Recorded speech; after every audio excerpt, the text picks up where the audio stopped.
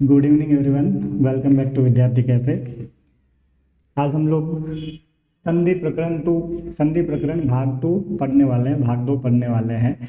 इससे पहले ग्रामर के अंतर्गत मैंने आपको संधि का भाग एक बताया था, जिसमें हमने जो है विसर्ग संधि पढ़ी थी, है ना। तो आज हम लोग जो है एक और संधि पढ़ने जा रहे हैं, ठीक है।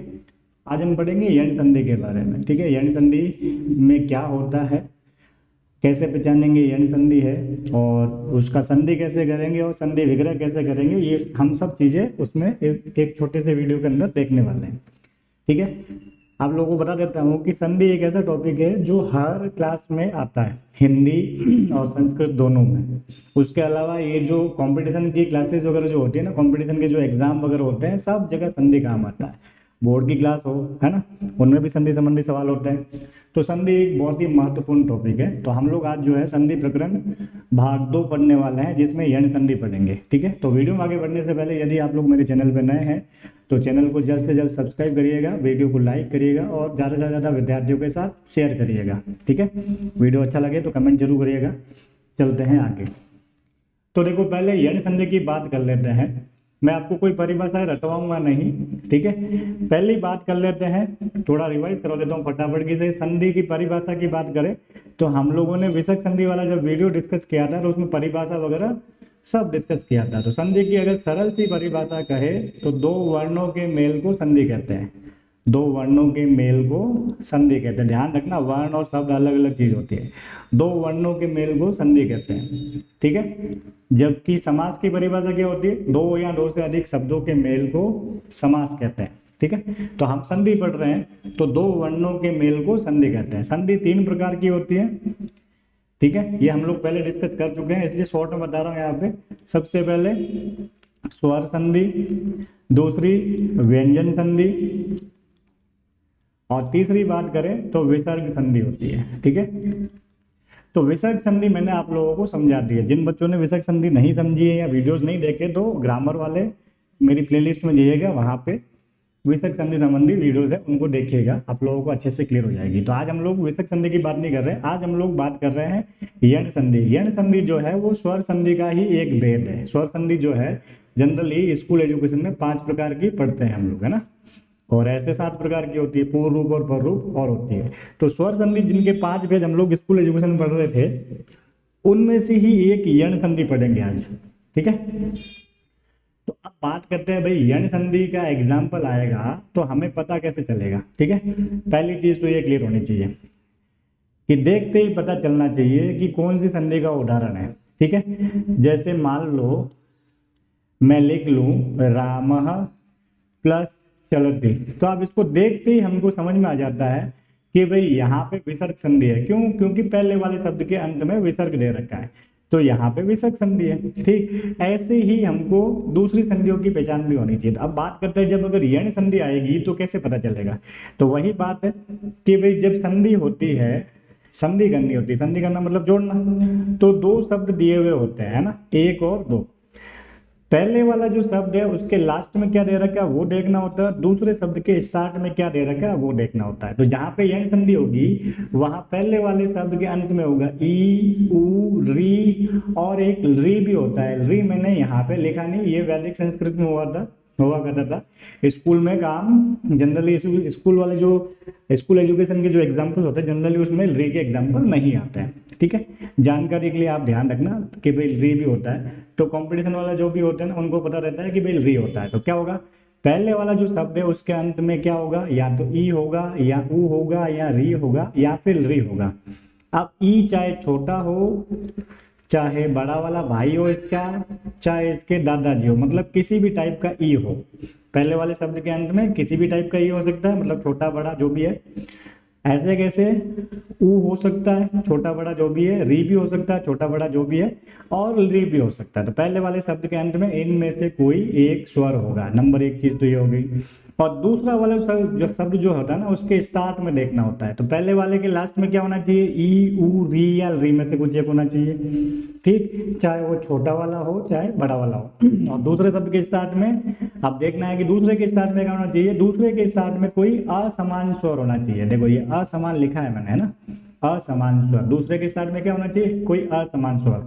अब ये समान और असमान क्या होता है, ये यदि ई के बाद में ई आ जाए किसी भी टाइप का, छोटा हो चाहे बड़ा हो, तो ये समान कैटेगरी के हो गए ना, ये दोनों सिमिलर स्वर है, समान स्वर है।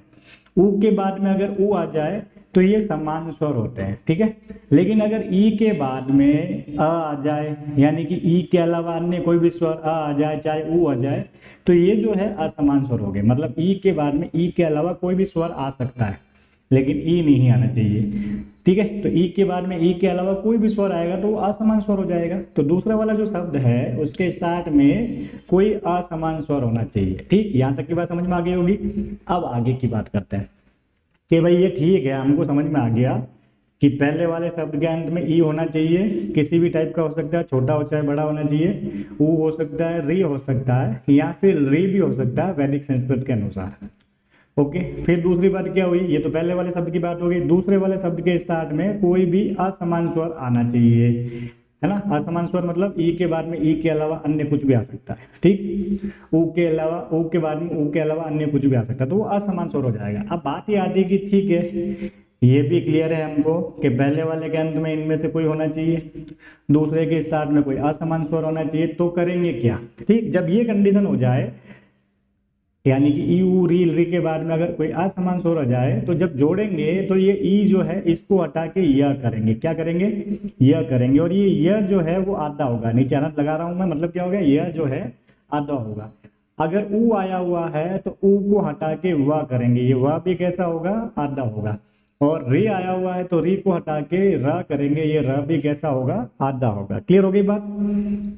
तो ये तो हो गई नियम की बात, है ना, कि क्या होना चाहिए, पहले वाले शब्द के अंत में इनमें से कुछ होना चाहिए, यानी कि ई यू री और री में से कुछ होना चाहिए। और दूसरे के स्टार्ट में कोई असमान स्वर हो तो ई को हटा के या करेंगे, ऊ को हटा के वा करेंगे, री को हटा के र करेंगे। और अगर वैदिक संस्कृत का है या कॉम्पिटिशन का बच्चा तो वो ध्यान रखेगा, री को हटा के ल होता है और यह भी आधा होता है। क्लियर हो गई बात। अब आगे की बात करते हैं, एग्जाम्पल देखते हैं जुड़ते कैसे हैं। अब जैसे ये एग्जाम्पल है, ठीक, कि भाई इनको जोड़ना है, तो मैं ये एग्जाम्पल यहाँ पे फटाफट लिख लेता हूँ। पहले वाले शब्द के अंत में ई ऊ री या फिर री में से कोई होना चाहिए, दूसरे के स्टार्ट में कोई असमान स्वर होना चाहिए, ठीक है। और असमान स्वर मैं यहाँ इसलिए लिख रहा हूँ ताकि आपको पता चले मैं क्या कर रहा हूँ। तो अगर ये कंडीशन हो तो ई को हटा के य करेंगे, यह आधा होगा। ऊ को हटा के व करेंगे, वह भी आधा होगा। और री को हटा के र करेंगे, र भी आधा होगा। और अगर री वाला एग्जाम्पल आता है तो री को हटा के ला करेंगे, वो भी आधा होगा। अब ये वाला एग्जाम्पल करते हैं, अति प्लस अधिक। देखो ये जो अति है इसमें पहले वाले शब्द के अंत में क्या आया हुआ है, ई आया हुआ है। दूसरे के स्टार्ट में क्या आया हुआ है, अ आया हुआ है, ठीक है। ओके, तो अब क्या करना है, ये जो ई है और ये जो अ है समान है कि असमान स्वर है, भाई देख लो अच्छे से। ये ई है और ये अ है, समान है कि असमान है, तो हमने देख लिया ये असमान स्वर है। कैसे स्वर है, असमान स्वर है। और जब असमान स्वर होता है तो ई को हटा के क्या करते हैं, यह करते हैं। तो अब फटाफट लिखना शुरू करते हैं। मैं यहाँ लिख लेता हूँ वापस थोड़ा बड़ा, अति प्लस अधिक, ठीक है। पहले वाले शब्द के अंत में ई है, ओके। दूसरे के स्टार्ट में अ है, ओके। तो ये ई के बाद में अ आया हुआ है, तो ये दोनों असमान स्वर है। असमान स्वर है तो ई की जगह पे क्या करते हैं, यह करते हैं। कैसा, यह आधा यह, ओके। तो यहाँ तक की बात सबको समझ में आ रखी है। तो जिसको लाना था उसको हम ला चुके हैं, तो इसके दोनों और मैं प्लस लगा देता हूँ। अब शुरू करते हैं शुरू से। सबसे पहले अ लिखा हुआ, ये जो त है इसमें से ई निकाल लिया हमने, तो त कैसा हो गया, आधा हो गया। ई को हटा के क्या लाए, यह ले आए हम लोग, ओके। और आगे वाले शब्द को नहीं छेड़ना है, तो क्या हो गया, अधिक, ओके। ये दोनों व्यंजन वर्ण है, ये दोनों व्यंजन वर्ण तो आपस में जोड़ेंगे नहीं, तो अ, ये त आधा रह गया। य में अगर अ जोड़े तो यह पूरा हो जाएगा, और पीछे जो बचा हुआ उसको लिख दो, क्या बन गया, अत्यधिक। क्लियर हो गया होगा, ओके। तो आराम से कर सकते हैं, थोड़ा और समझते हैं, ठीक है। एक एग्जांपल जो यहाँ नहीं लिखा है मैं फटाफट बताता हूँ, वो भी देखो। कभी कभी बच्चे कंफ्यूज होते हैं, कैसे कंफ्यूज होते हैं वो देख लेते हैं। ये वाला मिटा देता हूँ, ठीक है। देखो कंफ्यूजन क्या होता है समझो, ठीक है। हालांकि आप लोग समझ गए होंगे कि थोड़ा सा स्टेप को ध्यान रखना है, ठीक है, डायरेक्ट नहीं करना, स्टेप बाय स्टेप ही करना है, ओके। तो क्या है, कंफ्यूजन नहीं रहता है। एक एग्जांपल मैं और लिखता हूं। मान लो मैंने लिख लिया अति प्लस उत्सुक, ठीक है, अति प्लस उत्सुक, ओके। पहले वाले शब्द के अंत में क्या है, ई है, दूसरे के स्टार्ट में क्या है, ऊ है, ठीक है। समान है कि असमान है, तो हम लोग समझ गए कि असमान स्वर है। अब बात ये आती है कि बच्चा यहाँ कंफ्यूज हो जाता है कि भाई यहाँ ई भी आया हुआ है, ऊ भी आया हुआ है, तो अब वो कंफ्यूज होता है ना, ई की जगह यह करूँ या ऊ की जगह वह करूँ, ये कंफ्यूजन होता है कई बच्चों को। तो आप लोग ध्यान रखना, जो भी चेंज करने हैं पहले वाले शब्द के अंत में जो है उसमें करने हैं। तो पहले वाले शब्द के अंत में क्या है, ई है, तो इस ई को हटा के या करना है। क्या करना है, ई को हटा के या करना है। यह कैसा है, आधा है। अब जिसको लाना था हम ला चुके, अब जोड़ते हैं इसको। शुरू किया अ त में से ई निकल गया, तो त रह गया आधा, है ना। और ई को हटा के हम यह ला चुके हैं, और दूसरे वाले शब्द को हमको नहीं छेड़ना है, जैसा है वैसा लिख लो, ओके। ये दोनों व्यंजन वर्ण है तो ये नहीं जोड़ेंगे, अ त आधा है तो आधा ही रखा। या में ऊ जोड़ेंगे तो या में ऊ की मात्रा लग जाएगी, ठीक है। पीछे क्या बचा, आधा था सुख, है ना, तो क्या बन गया, अति उत्सुक, अति उत्सुक। समझ में आ गई बात, तो और क्लियर हो गया। अब आगे वाला करते हैं, ठीक, समझ रहे होंगे आप लोग, ओके। अब देखो आगे लिखा हुआ है परि प्लस आवरण, इसको थोड़ा अच्छे से समझना, ठीक है, क्योंकि कई बार लोग गलती कर लेते हैं, ओके। पहले वाले शब्द के अंत में क्या है, ई है, दूसरे के स्टार्ट में आ है। समान है कि असमान है, असमान है। और जब असमान स्वर होता है तो ई की जगह क्या करते हैं, अभी हमने देखा ई की जगह यह करते हैं, और यह कैसा है, आधा है। क्लियर हो गई बात, अभी देख लिया आपने, वापस देख लो, बोली देखना चाहो तो, ठीक है। ये ई जो है, ई जो ई है, ई को हटा के यह करते हैं, क्लियर हो गई बात, और यह आधा होता है। आगे देखो, तो अब इसमें भी हमको समझ में आ गया होगा क्या हो रहा है इस पे। एक मिनट है, हाँ इस पे रहते हैं, ओके। तो ई है पहले वाले के अंत में, इधर आ है, असमान स्वर है, तो ई को हटा के क्या करना, यह करना, यह कैसा है, आधा है, ओके। जिसको लाना था हम ला चुके, अब शुरू करते हैं। ये प र में से ई निकल गया, तो र कैसा हो गया, आधा, ओके। और ई को हटा के क्या लाए, यह लाए जो हम ला चुके। दूसरे वाले शब्द को नहीं छेड़ना है, तो लिख लो आवरण, ओके। अब ध्यान दो, ये दोनों व्यंजन वर्ण नहीं जुड़ते, तो मैंने लिख लिया पर य के अंदर आ जुड़ा, तो य में आ की मात्रा, ठीक है, ये बन गया पर्यावरण। आप थोड़ा सा एक चीज समझ लो भाई, ऐसे कर तो लिया है, वैसे तो सही है ये टेक्निकली तो, ठीक है, लेकिन क्या होता है ध्यान रखना, ये र जो है आधा है, आधा है, आधा र जो होता है वो ऊपर चला जाता है, किसके ऊपर, जो इसके बाद में वर्ण आ रहा है उसके ऊपर। इसके बाद में क्या आ रहा है, यह आ रहा है ना, यह आ रहा है ना, तो ये क्या हो जाएगा, पर्यावरण, ठीक है, पर्यावरण। समझ गए मेरी बात को। अब रा ऊपर क्यों गया, क्योंकि रा आधा था, पूरा रा होता तो नीचे रहता है, ठीक है, तो ये आधा रा होने की वजह से ऊपर चला गया, तो इसलिए पर्यावरण इस तरीके से लिखा जाता है, ठीक है। तो पर्यावरण में यण संधि है, ध्यान रखना। ये रा ऊपर क्यों लिया है, क्योंकि रा आधा है और आधा रा ऊपर चला जाता है। किसके ऊपर चला जाता है, जो वर्ण उसके बाद में आ रहा है, तो यह बाद में आ रहा तब यह के ऊपर आ गया, समझ गए, ओके। चले आगे, और एक देखो नेक्स्ट एग्जाम्पल क्या लिखा हुआ है, वधु, इंक क्लियर कर लेते हैं, वधु प्लस आगमन, लिखते हैं फटाफट, वधु प्लस आगमन, फटाफट देखते हैं इसको। पहले वाले शब्द के अंत में क्या है, ऊ है, मैंने कहा ना छोटा भी हो सकता है बड़ा भी हो सकता है। दूसरे के स्टार्ट में क्या है, आ है। समान है कि असमान है, जब असमान, अब देख लेना, समान है कि असमान है, असमान है ना, ऊ के बाद ऊ होता तो समान होता, तो असमान है, असमान स्वर होता तो ऊ की जगह क्या करते हैं, ये देख लो आप, ई की जगह यह होता है, ऊ की जगह वह होता है, और ये वह भी आधा होता है, तो ऊ की जगह क्या करना है आपको, वह करना है। एक मिनट फटाफट देखते हैं, तो ये जो है ऊ को हटाना है और क्या लाना है, वह लाना। वह कैसा है, आधा है, दोनों तरफ प्लस लगा लेते हैं। शुरू करते हैं, सबसे पहले वह है, ध में से ऊ निकल गया, ध कैसा रह गया, आधा रह गया। ऊ को हटा के क्या लाए, यहाँ से उठ गया ना, ऊ को हटा के क्या लाए, वह लाए, तो वह कैसा है, वो भी आधा। आगे वाले को छेड़ना है क्या, नहीं छेड़ना है, तो सीधा सीधा लिख लो आगमन। ओके, अब जोड़ते हैं इसको, ये वह है, ये ध आधा है, तो क्योंकि देखो दोनों व्यंजन वाले नहीं जुड़ेंगे तो ध आधा ही रहेगा। ये व के आगे स्वर है तो व में आ की मात्रा लग जाएगी, पीछे क्या बचा, गमन, तो क्या हो गया, वधवागमन। समझ में आ रहा होगा कैसे हो रहा है। ओके ओके, चलते हैं आगे, एक एग्जांपल और देख लेते हैं। अब देखो ये थोड़ा और समझना, मात्र प्लस आज्ञा। ओके, पहले वाले शब्द के अंत में क्या है, री है, दूसरे के स्टार्ट में क्या है, आ है। समान है कि असमान है, तो समझ में आ रहा है असमान स्वर है। असमान स्वर होता है तो री की जगह क्या करते हैं, र करते हैं, और ये र भी कैसा है, आधा है। देख लो फटाफट, रूल्स आपके सामने, ई को या ऊ को व, री को र होता है, ठीक है। तो री की जगह क्या करना है, हमको र करना है, र मैंने लिख लिया। ओके, तो आप शुरू करते हैं जोड़ना। तो सबसे पहले क्या लिखा हुआ है, माँ, त्री में से ये री निकल गया तो त रह गया आधा। ओके, और री को हटा के क्या लाए, र लाए, वो भी कैसा है, आधा। आगे क्या लिखा हुआ, आज्ञा, ठीक है। ओके, अब इसको जोड़ते हैं, ये माँ है और ये त आधा है, तो आधा रख लिया, र में आ जोड़ा तो क्या बना, रा, और पीछे क्या बचा, ज्ञा, मात्रा ज्ञा।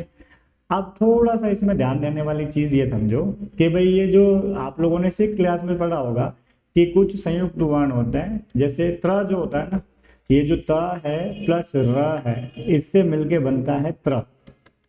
क्या बनता है, त्र।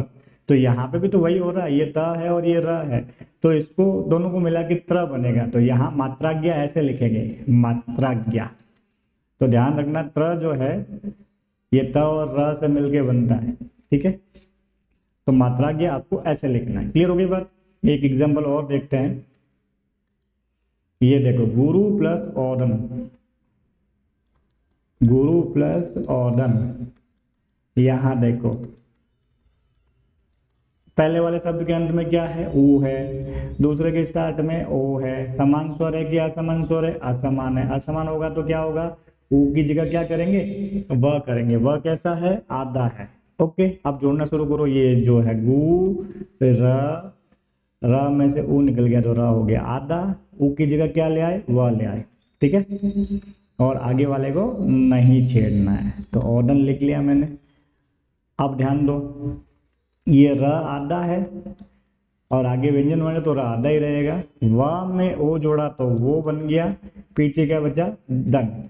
अब मैंने अभी आपको बताया कि जब र आधा होता है तो क्या होता है, ऊपर चला जाता है, किसके ऊपर, अपने बाद वाले वर्ण के ऊपर। तो ये कहाँ पे जाएगा, इसके बाद में कौन आ रहा है, वह आ रहा है। तो ऐसे लिखेंगे गुरुओदन, ठीक है। समझ में आ गया, पर्यावरण में नहीं पढ़ा था अपन ने, वैसे ही ये गुरुओदन बना। क्लियर हो गई बात। तो आपको लिखा हुआ ऐसे मिलेगा। ओके, अब बात करते हैं आगे की। यहाँ तक की बात तो समझ में आ गई। अब संधि में तीन टाइप के सवाल हो सकते हैं हाईएस्ट। नंबर 1 चीज संधि करो, दूसरा विच्छेद करो, तीसरा उसका नाम बताओ, ठीक है। तो संधि करना सीख गए, अब विच्छेद करना भी सीखते हैं, नाम भी बता सकते हैं। अब विच्छेद करने से पहले हमको क्या, विच्छेद में क्या होगा, हमको शब्द दिया हुआ आएगा, उस शब्द के 2 टुकड़े करने हैं, है ना। 2 टुकड़ों का मतलब नहीं है कि कहीं से भी कर लिया, जैसे मधवा ले लिखा तो लिख लिया मधवा प्लस लय, ठीक है। ये विच्छेद नहीं होता है, ठीक है। विच्छेद का मतलब उन दोनों शब्दों को अलग करना, जो जुड़े थे, जिस तरीके से जुड़ते हैं वैसे ही विच्छेद करना है हमको। और ध्यान रखना, विच्छेद करने के बाद जो दोनों शब्द आएंगे वो सार्थक आएंगे, ठीक है।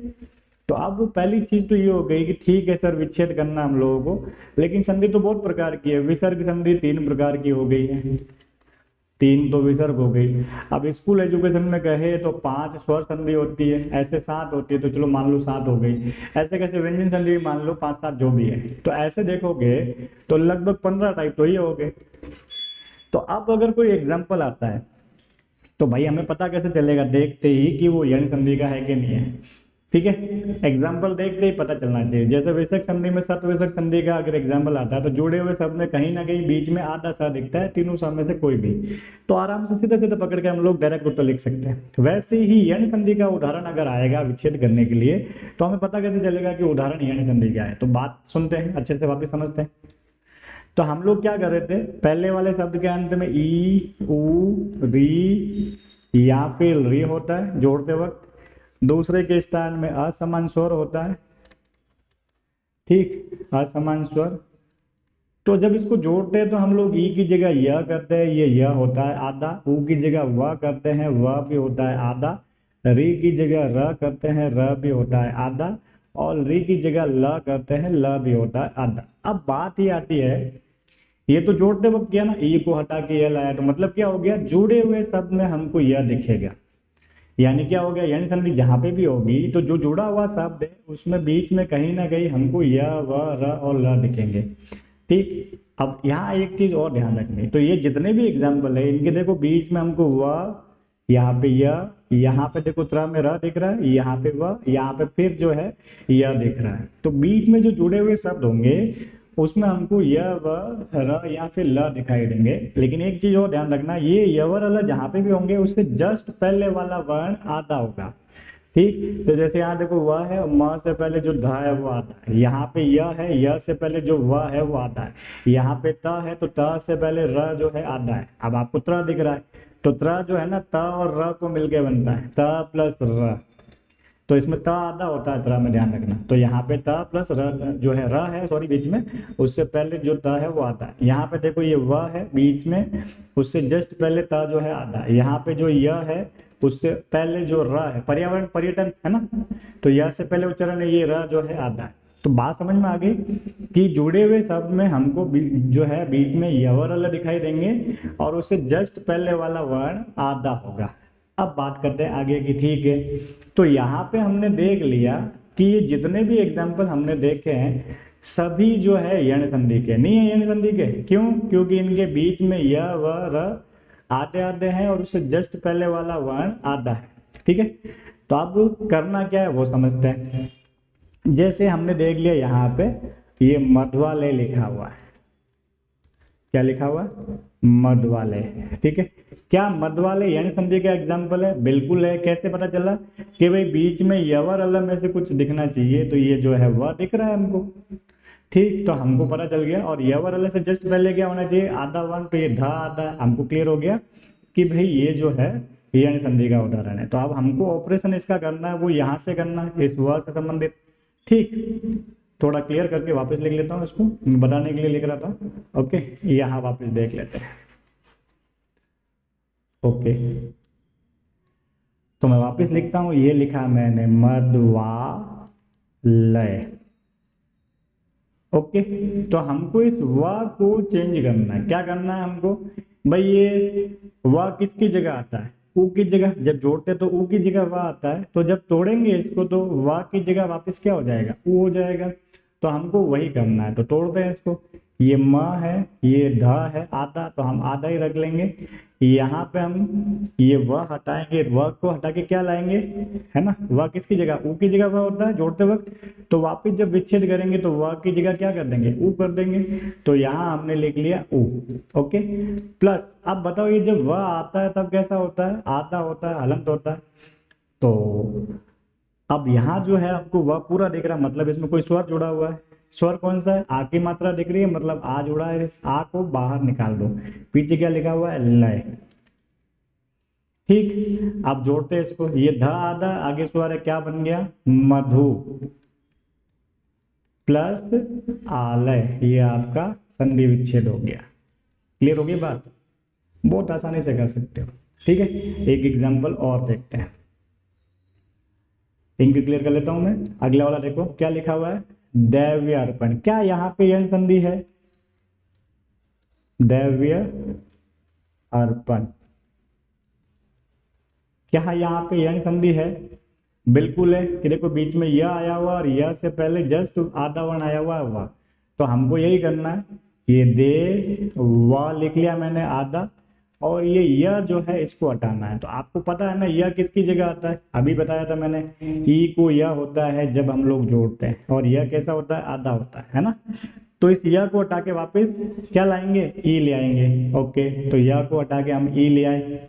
ओके, अब ध्यान दो, अब ये य जब आता है तब आधा होता है, मतलब इसमें कोई स्वर जुड़ा हुआ है ना, तो इसमें आ जुड़ा हुआ, आ निकाल लो बाहर, क्या बच गया, अर्पण।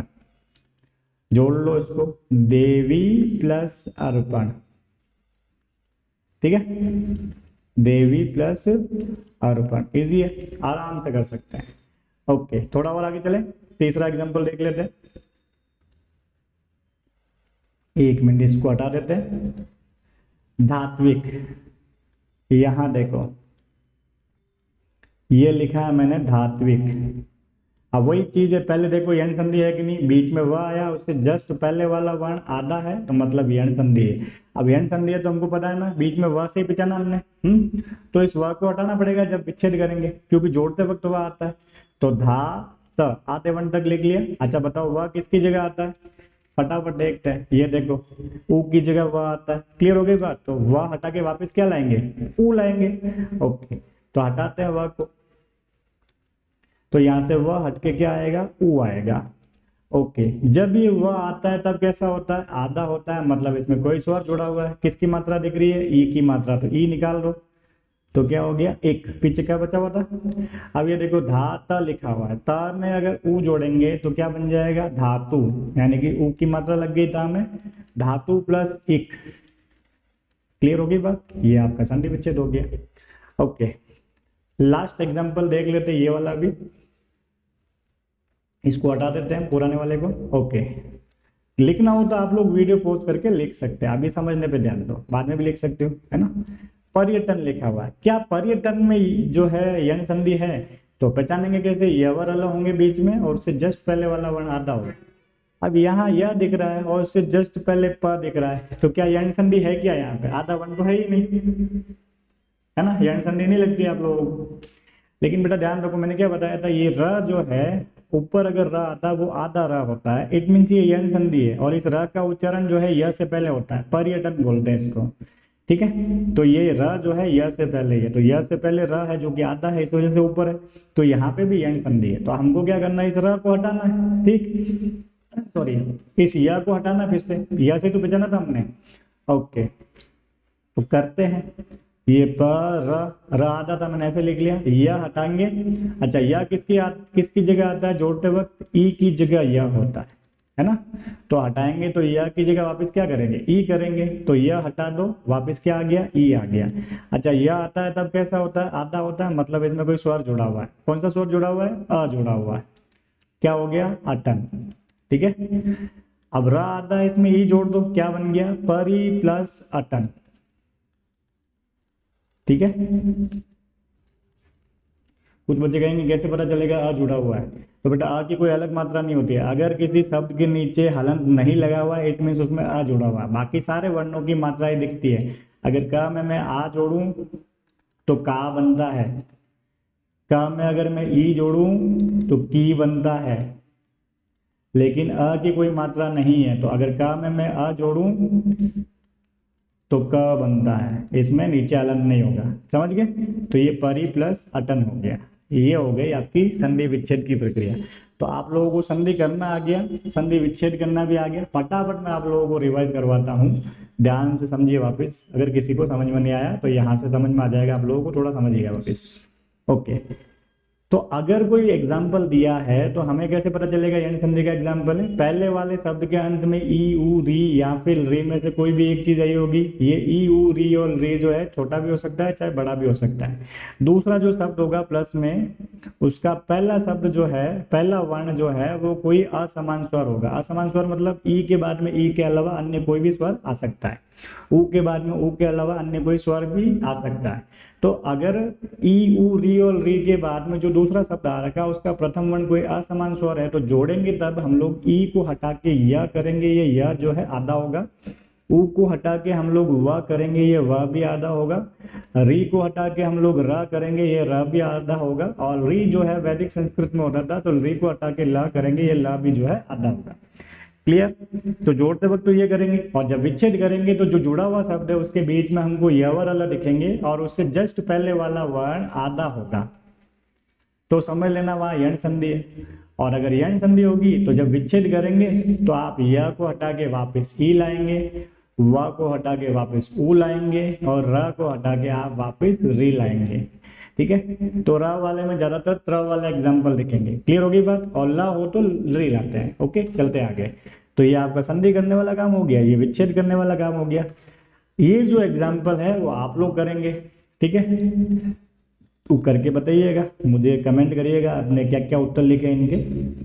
इधर जितने भी रह रखे हैं उनकी संधि करनी है, यानी कि जोड़ना है, और ये वालों का संधि विच्छेद करना है। ओके, तो घर पे जो है आप लोग अभ्यास कीजिएगा, देखते हैं कितने बच्चे समझ पाए हैं इसको, और कमेंट करिएगा अपने आंसर। ठीक है, तो पता चलेगा ना आप लोग कितना समझ पाए, और जो जो एग्जाम्पल समझ में नहीं आया है वो मुझे कमेंट करिएगा। अगली संधि जब शुरू करेंगे तो आपके डाउट के ऊपर चर्चा करेंगे पहले, कि भाई आप लोगों को कौन सा वाला एग्जाम्पल समझ में नहीं आया, तो वो कैसे बनता है, कैसे जुड़ेगा, उसकी बात हम लोग अगले वाले वीडियो में करेंगे। तो इसका स्क्रीनशॉट ले लीजिएगा और घर पे अभ्यास करिएगा। ठीक है, तो आज के लिए बस इतना ही। आगे वाले वीडियो में हम लोग कुछ और नई सीखेंगे चीज़ें। तो आज के लिए बस इतना ही, धन्यवाद।